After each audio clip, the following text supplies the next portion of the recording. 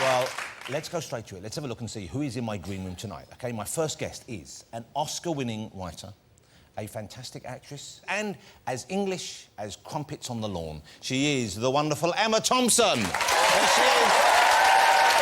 Emma, how lovely to see you. How English is Emma? I'll tell you how English she is.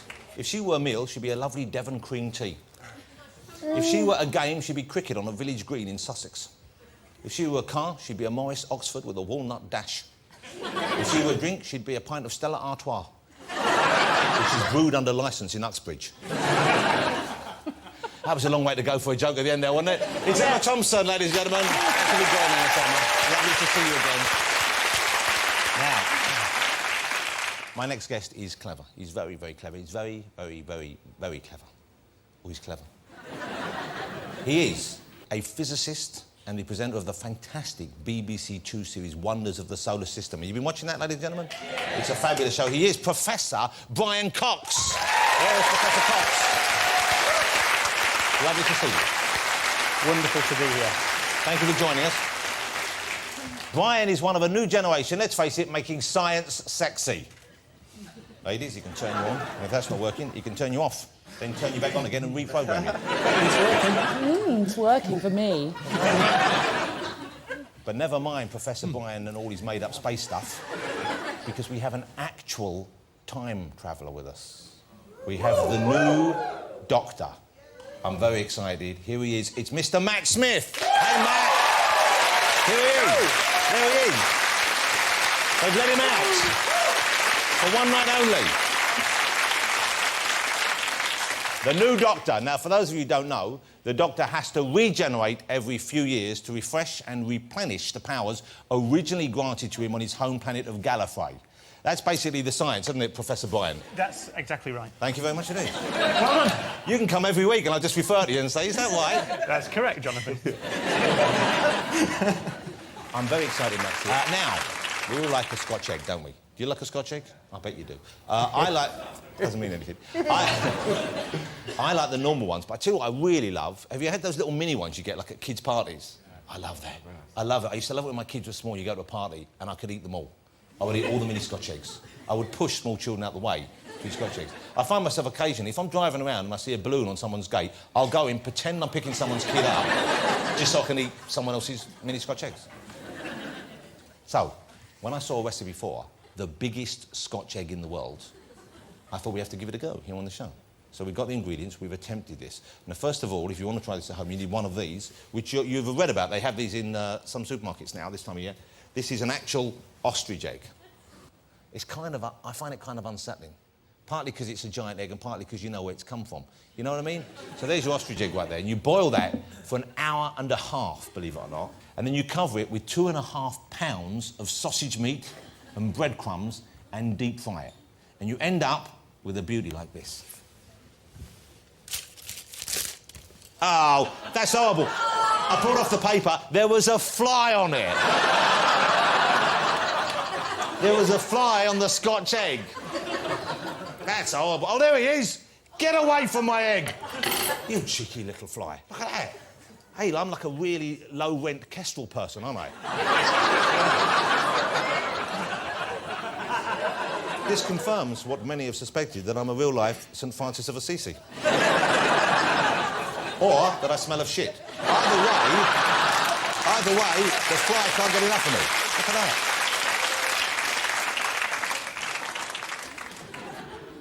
Don't come back to my... OK.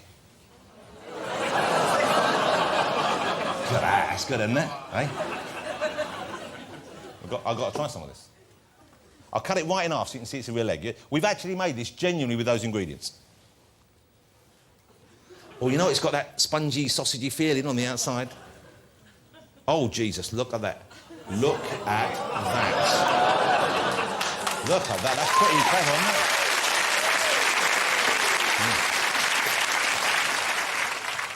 I should dissect it thus. And I don't really know where to start on... Oh, OK, there, look, I've taken a little bit off. Let's give this a try.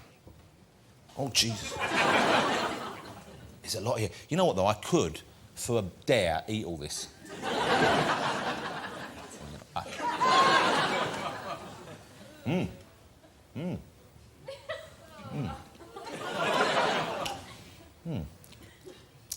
Ostrichy.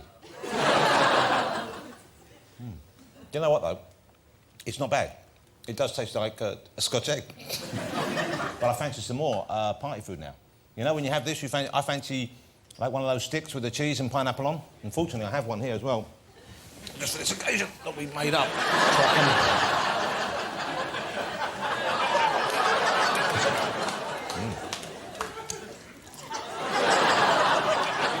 Are you going to share it out? Where are you from? Is that a comedy accent, or are you really from somewhere less privileged than the capital city? Right, I'm gonna... Look, these are my men who come in and mop up after me. It's Stig and Pietro. I don't know their real names. I only bother with the stars. Shall we get my first guest out, ladies and gentlemen? That's right. I think we should. She's already spent too long trying to convince Matt that the doctor's next assistant needs to be older than him and preferably with an Oscar. Will you please welcome the fabulous Emma Thompson? We have Emma Thompson here with us. Emma, you're so welcome. It's lovely to have you back. And you do look great. Thank you very much. The Wolf Whistle, you do look fabulous. Thank you very much, ladies and gentlemen. Much appreciated. I imagine that is not on a diet of giant Scotch eggs and cheese. No. What's got into you, Jonathan? What do you mean? It's a very strange beginning to the show, Giant Snacks. I don't know. It Where was did in the that news. come from? We thought people might enjoy seeing a giant Scotch egg on the show. It was fascinating in many, many ways. Would you like a nibble? No. It did taste like a Scotch Did egg. you train that fly up? What from birth? an incredible thing. Yes. I'm just Extraordinary. irresistible to pests. But I just thought the lights and everything would put it off.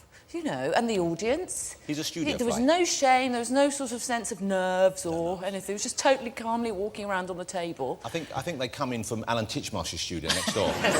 Yeah. There's a lot of animals in there like that. Well, welcome to the show, Emma Thompson. Thank you. You're sitting in there with Professor Brian Cox, one of the smartest men in the country. That's fair enough, Brian. Do you not think? I know you don't want to big yourself up, but that's fair enough. That is correct, Jonathan. Wow. I take it back. You do want to big yourself up. Did you learn anything? Did you have a chat with him? Were you talking about Yes, because he's just been 2 miles down to the bottom of the sea in a sort of cigar holder, it sounded like. So 3 of you all tightly packed in together. I think that would be frightening. And saw all those weird... I mean, fish, much like the objects you've got bobbing around the fish with the behind big you. light on the head, on the thing like that, to trick other Yeah. fish, that kind of thing. See, I know a bit about it, I don't think I could do that. I wouldn't want to do that. Were you good at school? Did you like science or practical subjects like that at school? No, or were I you was more shit at arty? science, You're rubbish. absolutely. Awful. But then I had a physics teacher I didn't really like. Does anybody remember the oil drop experiment? The oil drop? Yes, where you had to measure an oil drop by dropping a drop of oil onto a great big sheet of...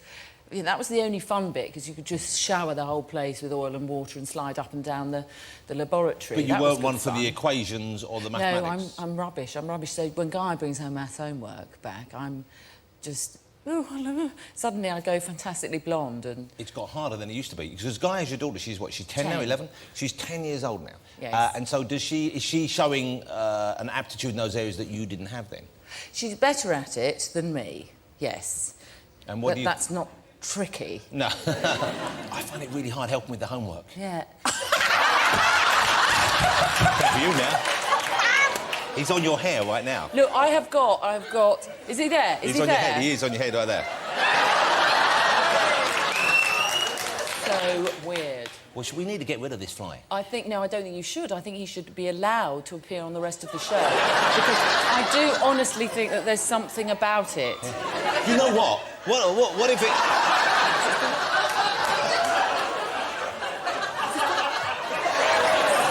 He's right in there now. Perhaps if I ate that looks like the biggest nit I've ever seen in my life. Is he still there? He's right... Go on, is he? He's That's making a his nest. That's... Come here. You know he's got stuck to my hairspray. I've got a ton of Elnet on here. He probably can't get off. They like the hairspray. They like that. He's gone now temporarily, but he's over there. I suspect he'll be back later on. We'll have to give him a billing. So what do you think, Gaia? So your daughter, is she going to follow in your footsteps? Is she... did you show acting skills at that age? Were you interested in drama? Is she following you in that respect? No, I wasn't interested in drama. No, not at all. I wanted to be a hospital administrator because a lady came to our school once to talk about a hospital administrator. She had a very nice pair of shoes on, and I thought, oh, that's quite an interesting job. Perhaps I'll try for that. And Gaia is aiming high and low at the same time because she wants to be a waitress and an artist. A waitress and an artist? Yes, that's her goals. But you know what? It's good because it's like one will presumably support the other. Yeah, if you're an artist or any kind of form, you need to have something to fall back on. Yeah, and I have asked her, because she's done extra work. She was an extra in The New Nanny, she was an extra in Last Chance Harvey, and I said, you know, do you want to act? And she said, Mum, look, if you need me at any point, I'm willing to come along and help. But, you know, as a job, that was the thing. I thought, OK. And welcome to Friday Night with me, Jonathan Ross. Welcome to Alan Carr, China!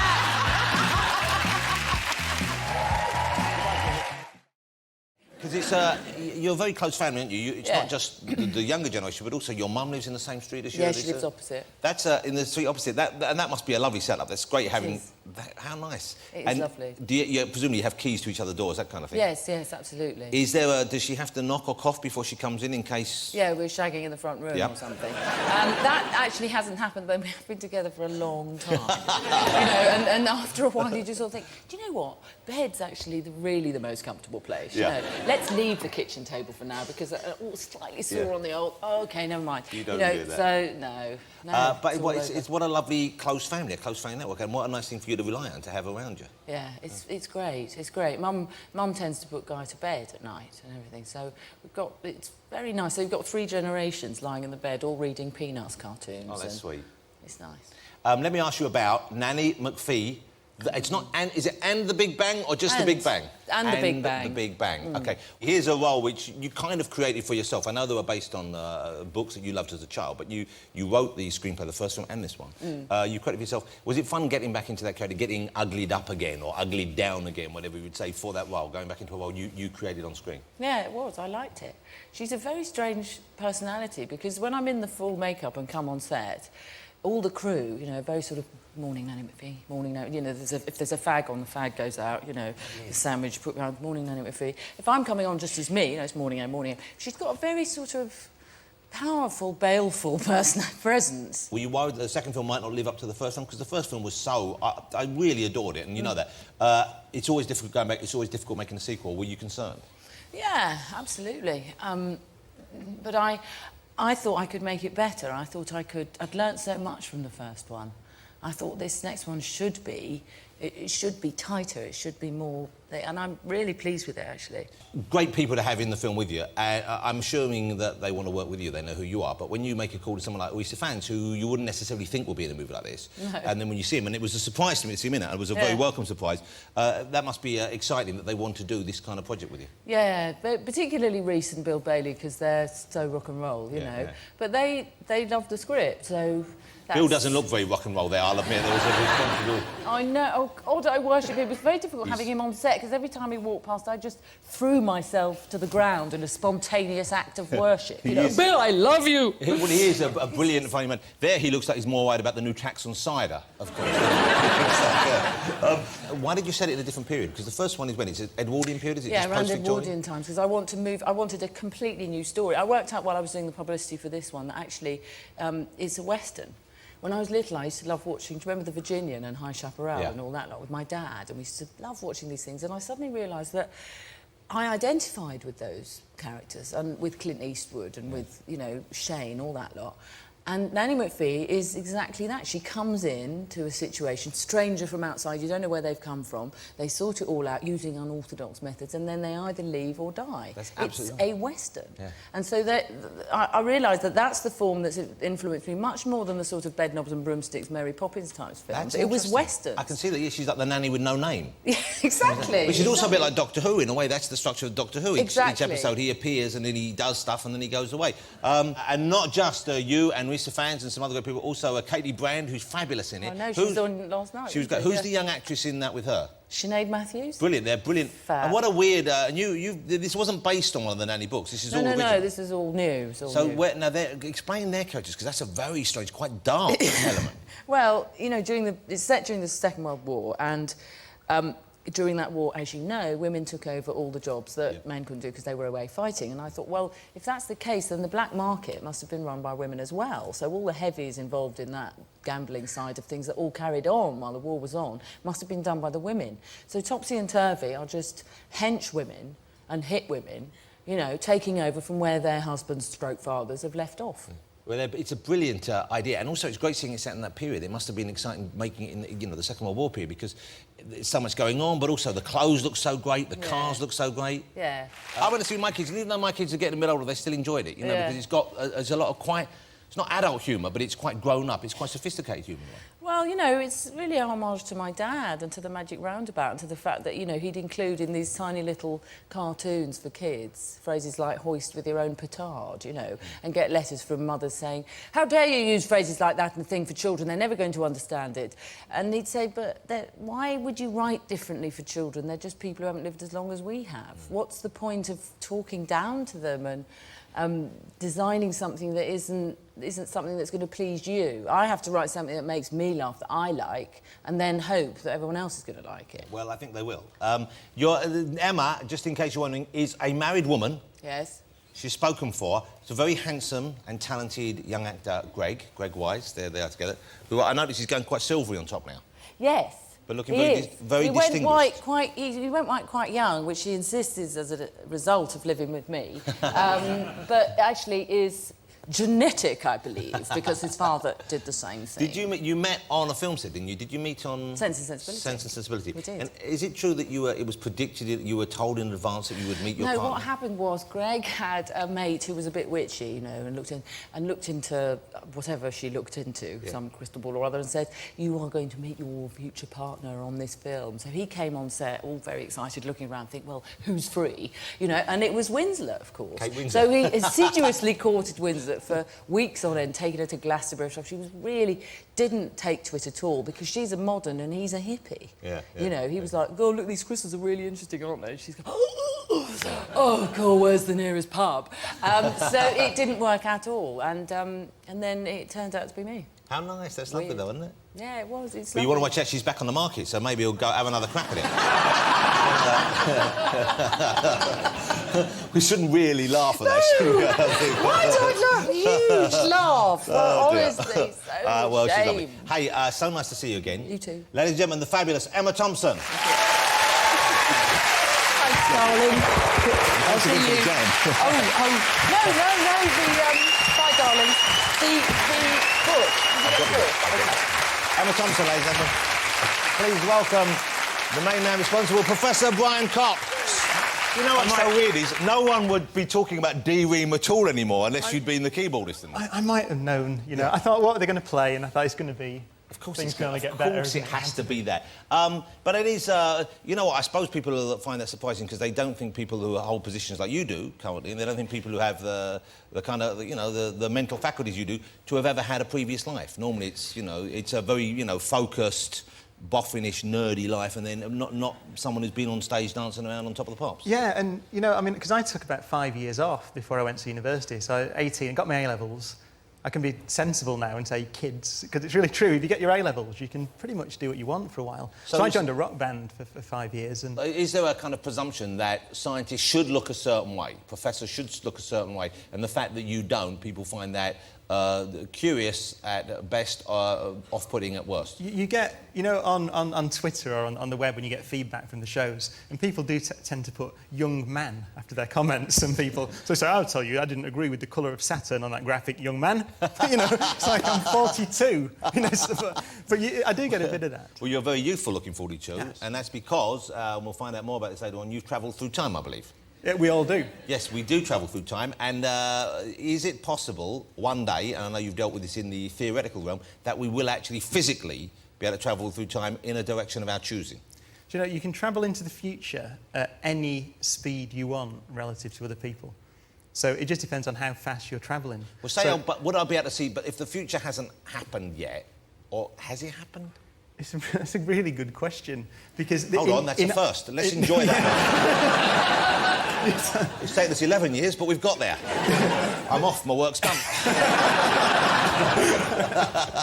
So that's a good question. In Einstein's theory of space and time, the best theory that we have, then the space and time are like a blob.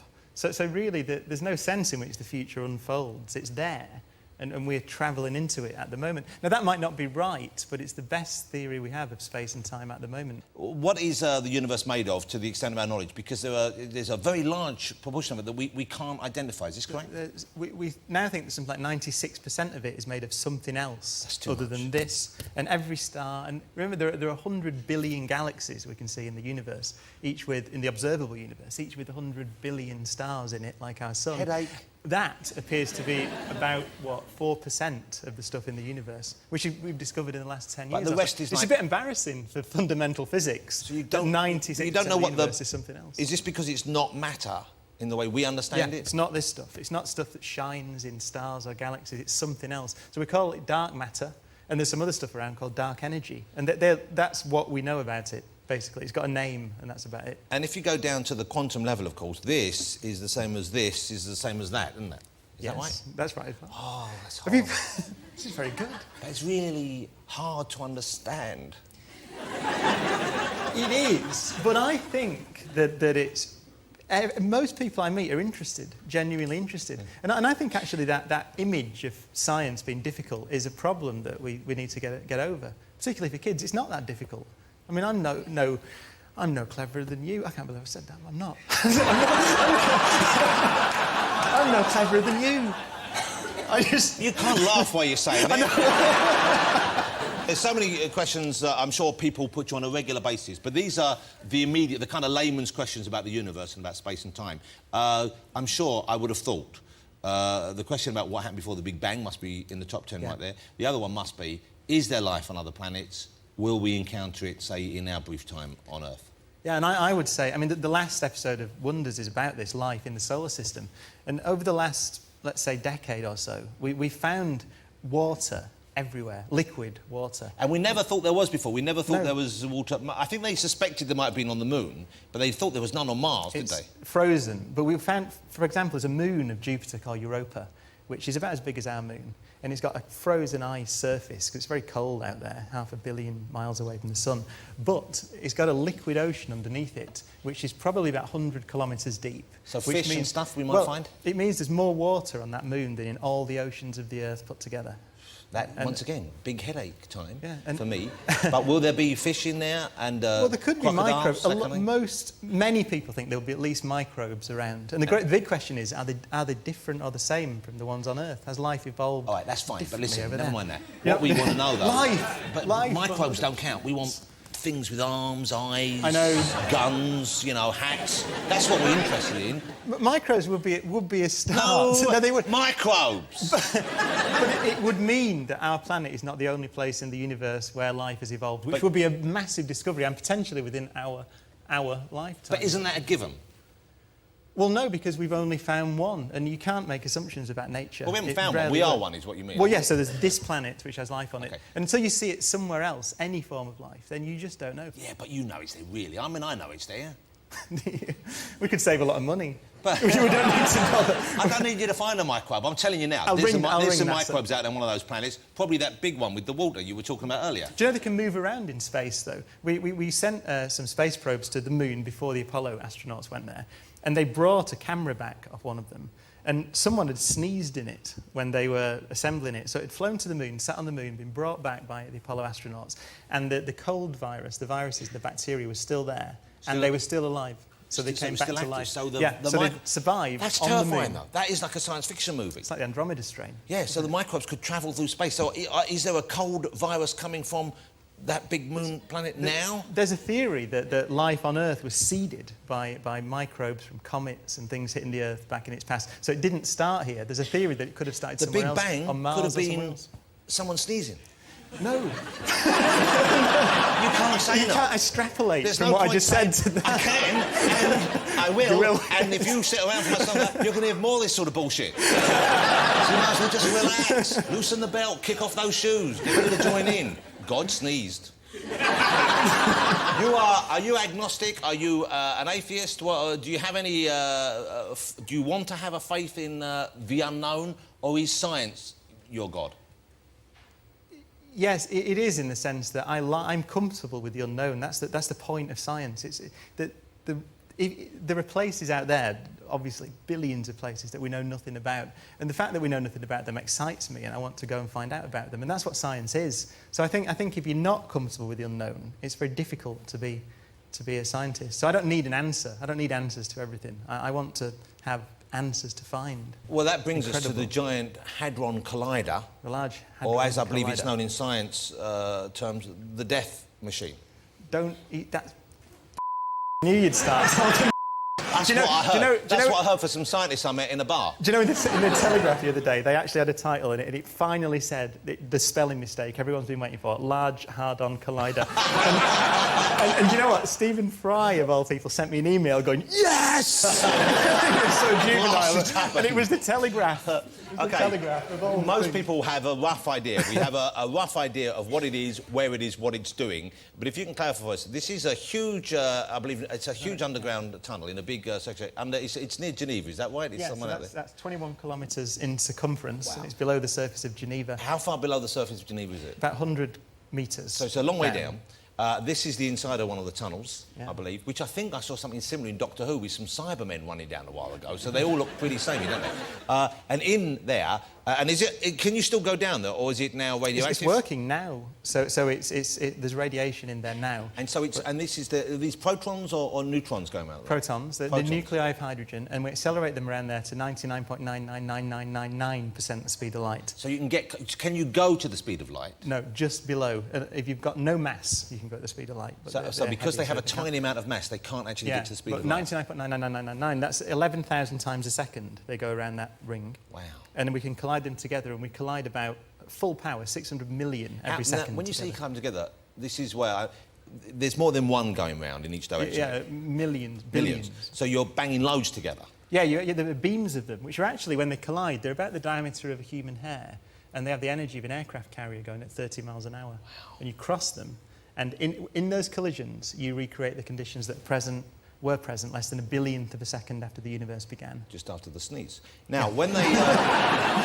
No, but anyway. You can't say no, Just you say after the probably not. sneeze. Now, to help explain to the layperson, unlike us, I have created a small working model of the Hadron Collider.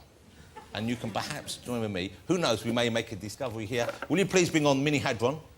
Here it is. Now, I've made this using household appliances of the sort that you can find at anyone's home.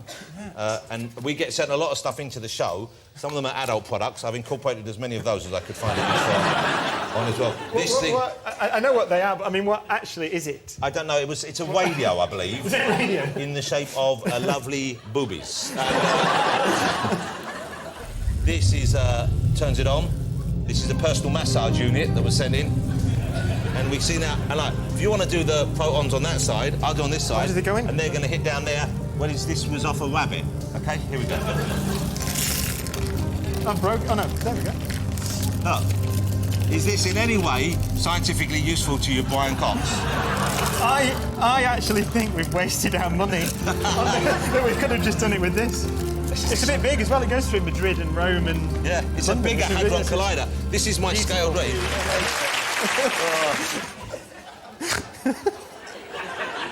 Would you like to take home the Mini Hadron? I'll take home bits of it. That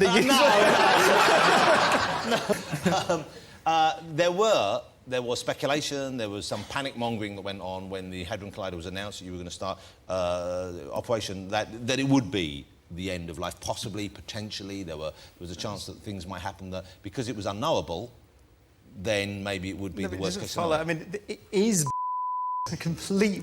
Is that but the thing is that kind of we should learn argument for this kind of thing? Yeah, it is. I mean, it's a really weird argument, isn't it? It's like we don't know, and it's not we. It's whoever it was who made this stuff up says I don't know. Therefore, the world's going to end. It doesn't follow. You know, it's an exciting story. To say we might find out something isn't a headline. To say, oh, the world's going to end. And I'll be honest with you, if it had just been Switzerland, I wouldn't have been as upset. I don't mean that. When will you know if you've discovered something truly momentous? When will you know if this experiment has borne the kind of fruit that you obviously hope it will? It will, at some point. We know it will tell us one fundamental thing, particularly, which is the origin of mass in the universe. So literally why that's solid and why we are solid. That question, what is that? We don't have an answer to that at the moment, and that machine will tell us that. You might have heard a thing called the Higgs particle. That's a theory. Is it the Higgs boson? Higgs boson, that's right. Desk. No, but why is it? Wood. We wasted our money with that thing, haven't we? We could have just asked you. And I'll come around with you for a year. Yeah. You point at anything, and I'll tell you what it is. All right, let's have a look. We're going to do a little experiment here for you, ladies and gentlemen, involving liquid nitrogen, which is one of the coldest substances you can have in this kind of environment. Isn't it? This stuff is about the same temperature as Titan, the moon of Saturn, which was on the show last week, actually. Yeah, it's I amazing, saw that. Is that the coldest moon? Place. No, there are colder places. But that's the coldest moon around Saturn, isn't it? Yeah. Where's the coldest place? That's way out, isn't it? A long way from the sun. Yeah, you'd have to go out. What happened to poor old Pluto? It got demoted in the sense that... I know, it's not a planet anymore. Well, because there are other objects like that around. So there are either hundreds of planets. It's a gas giant, isn't it? It's a little ball of rock. Is it? Tiny ball of rock. Same thing, really, as a gas giant. So, okay. Yeah. Oh, so this is... Right, so we've got there...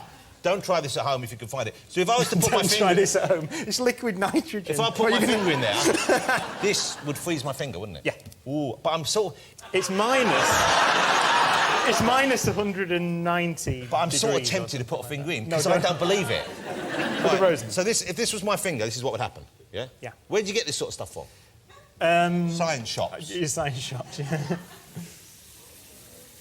Right, so that's the temperature on the surface of the moons of Saturn. So that... Oh, look at that, it's very pretty. ...is what would happen to you. OK, so is this frozen now? Yeah. Let's have a go. I've got a little hammer. Man, look at that. That's why I said don't put your finger in it. But you see, here's the difference between us. Part of me still thinks my finger would be OK. What about this? So this is a... I do. OK.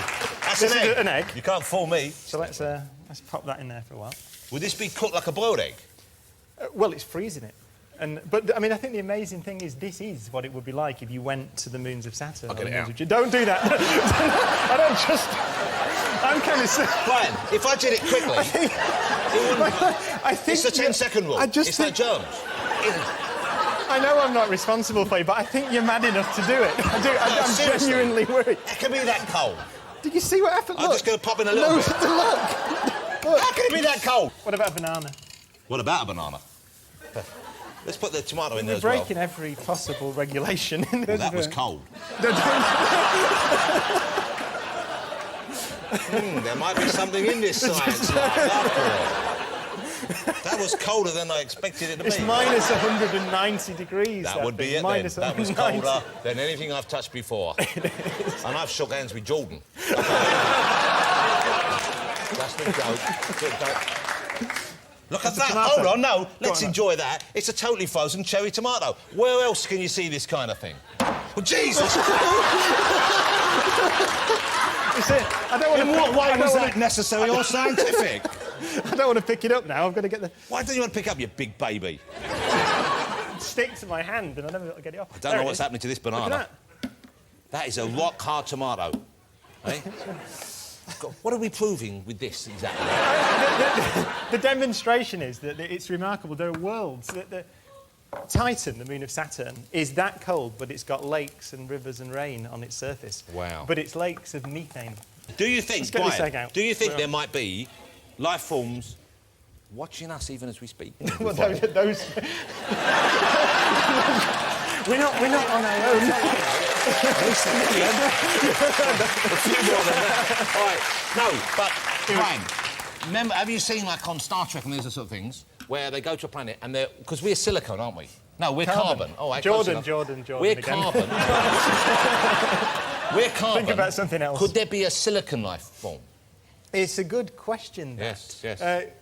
computers could possibly be conscious. People think about this, and computers would be a silicon life form. So that might be our future. Are you just touching that? The coldness of the banana has reminded me I should have been wearing goggles and gloves. If you eat that banana, your eyes are going to be the least of your worries, I can tell you.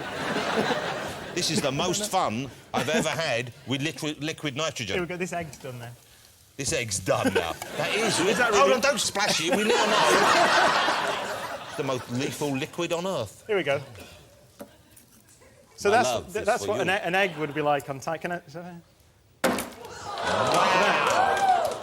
But that is the temperature of these moons. It's quite astonishing. Brian, it's... Yes. I must admit, when we invited the top physicist in the country onto the show, I didn't expect we'd wind up with a desk like this.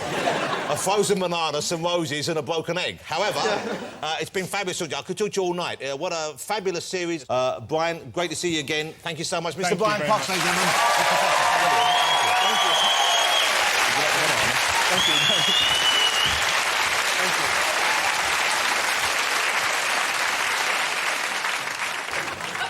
Make sure you don't spill that. On a late night chat. Would you like a frozen banana or a rose to take home with you, Emma? Put the fly in. Put the fly in. That's mean of me, isn't it? Oh dear, that's pretty cool. Although he'd probably survive that fly. Probably. Shall we get my next guest out? The man we're all going to have to learn to call Dr. Max Smith. Oh, hello everyone. There's a whole audience here. It's a whole audience here, and many of them, like me, are very excited to meet you properly. Well, that's a... Thank you very much for saying so. We're excited because, of course, you are now the Doctor. I am. What a thing that must be. What a change in your life already, even though we haven't seen the shows yet, even though the impact hasn't been felt. When did you audition for this role? When and how did you find out you got it? Well, my mum randomly texted me saying, you should be the next Doctor, about a sort of week before my agent called me and said, do you fancy auditioning for the part? And so I said, yeah. And then I went for 2 kind of secret auditions where you have to sign in. Yeah, they've got to keep them secret. There's a big interest in this. Yes. I mean, you know, we're showing the new ep on the 3rd and it feels like a massive security breach, frankly. But anyway, so I auditioned and I thought nothing of it, really, and it was in a very trashy hotel. And then I got a call back from my agent saying, yeah, you can go again. So I went for the second one. I just tried to do it as sort of clearly and creatively and honestly as I could, which is all you can ever do, you know? Matt, let me interrupt you. When you audition, do they give you a script of a Doctor Who episode? Do they ask you to do something from new... So they give one that's been out already or a new one? No, they gave me Ep 1. So they gave you something from the new series? Well, you know, first it was just some sides and then it was the whole ep. And I read it because I was part of that barren age where it wasn't on TV. Yeah. The dark years, we call them. The dark years.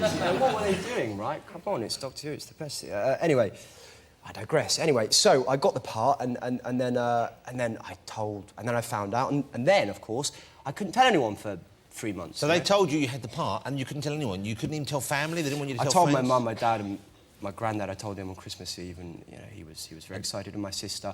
But that was it. That was literally it. So you have to keep it quiet? Yeah, of course. How great to be the new Doctor. How excited are you? Oh, man, I'm thrilled. I mean, I don't know, to my mind, it is pretty much the best part in British television history, isn't it? I think. And, of course, you know, what's really, truly incredible about it is that you're not bound by space or time or logic or genre. So, as an actor, it's sort of infinite, really. Because you can do it, you can be a Shakespearean character in it, you can also be in the far-flung future, you can even be a different character. I mean, in the David Tennant years, of course, and sadly they're over, and he was a tremendous Doctor. He was wonderful, you know. As was Christopher Eccleston as well. I loved Chris as well, I thought Chris was great, But there was one small story strand where he'd completely forgotten he was the Doctor. Who? David did? Yeah. In the show, you mean? Do you not watch the series? Oh, sorry, you mean in the actual, as a narrative structure? Real life, he didn't lose his memory. Of course, He didn't wake up and said, oh, I'm out of work. Yeah. Be worrying, wouldn't it? I'm saying, as an actor, that must be great knowing you don't... the infinite possibilities, nearly. Yeah, it is. I mean, it's something that, obviously, as the series goes on, you realise more and more. And I think my Doctor probably becomes more assured as the series evolves and develops. And, I mean, you know, of course... It's infinite narrative, and therefore there are infinite multitudes of the character that you can explore and that sort of become more and more interesting. I mean, we meet the companion in a very ingenious way. I showed it you earlier. I've got this to show you, sir. This is the new Sonic That's the new screwdriver. Sonic, man. That's wow. This is the proper one. That's it. That's it. This is the one you use in the show. Yeah. Because I know they're going to bring out a toy version of this, and I've held one of the toy ones, and obviously it's considerably larger. This is the actual one. That is the one. Oh man, I'm excited now. Yeah, of course, right? It's cool, isn't it? And that's where he checks all his readings. Someone's trousers are going to fall down right now. Did you, when you got it, did you practice at home brandishing it and whipping out your pocket? And Absolutely. And I sort of tossed it a few times. Can I say that? Yeah. There you are. And that's where he checks his readings. Oh, you like that? Yeah. It's and exciting. I started doing that quite a lot to start with. So because the weight of it's different to the old one, because I use the old one, of course. So when they make you a prop, you do at the beginning, they give it to you to go and to make it your own, to play around with it. Yeah. I think with anything dramatic, you sort of have to reinvent it as your own thing, you know? Now, the TARDIS is different as well, isn't it? It is, yeah. You're going to love that. It's great. How is it different? Again, I can't give too much away. Oh, come on. It's bigger. There you go, it's bigger. Well, how can it be bigger? Well, it's bigger. What, bigger on the inside? It's bigger on the inside than bigger on the inside previously. Yeah, it's bigger. But the outside is still smaller. The outside is still a police blue box, yeah. So the outside looks exactly the same? Well, it's a different tint. There's a different blue. That's not the most exciting revelation Really? Okay, I could have winkled out of you. Yeah. No, I mean, it's sort of bigger on the inside. There are... It's difficult because you can't really give away a lot. There are levels to it, I'll say that. It's got whole other rooms. Oh, yes, it's got whole other rooms, yes. It's got a pool and a library and... It has got a library, hasn't it? Yeah. Is there like a hot tub in there for, like, smoochy nights? For alone time with me and Amy, yes. So Amy is the new companion? Yes, the lovely new companion played by Karen Gillan, who's a lovely young actress. And they've gone for a ginger lady again. They have, yes, a fiery red. Is this a kind of like a proactive thing? They're trying to welcome them back into the bosom of... No, because a ginger person gets a bad time, can get a hard time in the UK. And so they're saying, no, look. Redheads are cool. A doctor loves a redhead person. Boom. Yeah, I think gingers are pretty hip. I mean, you've seen her. She's a 10. Sober 10 or drunk 10? No, I wouldn't do them. No, yeah. No, it's a joke. How long will you stay in the role? How long have you agreed to stay at the moment? And could that, or would that be extended, do you think? Yeah, I mean, look, I hope to do at least... Well, I hope to do at least another year and ideally a couple more years. We'll see. You know, because it's a wonderful part and I want to keep it. And I've, sort of got my teeth into it now. And it's... So David was there for 4 years, I think. He was, yeah. I think the longest-serving doctor is Tom Baker. 7, wasn't it? 7 years, Yeah. I know a few people involved in the series and TV. Some people have been writing, some people who've just involved as future writers. And everyone who's seen the footage of you has said it's going to blow everyone away. That's very kind of you to say. Thank you. That you're incredible in the role. Thank you. I don't think it's a task that many people would envy following David Tennant, who was just incredible. I mean, really was. And that last couple of episodes, I don't think I've engaged as fully with drama on TV. It was But that's what it can do. That's the beauty of it. That's the power of it. You know, but you are apparently living up to all those expectations. So I can't wait to see it. I welcome you to the role.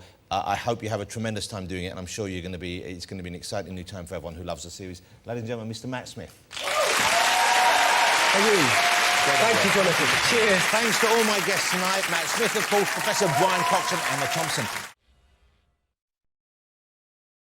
And welcome to Friday Night with me, Jonathan Ross. Welcome to Alan Carr, China!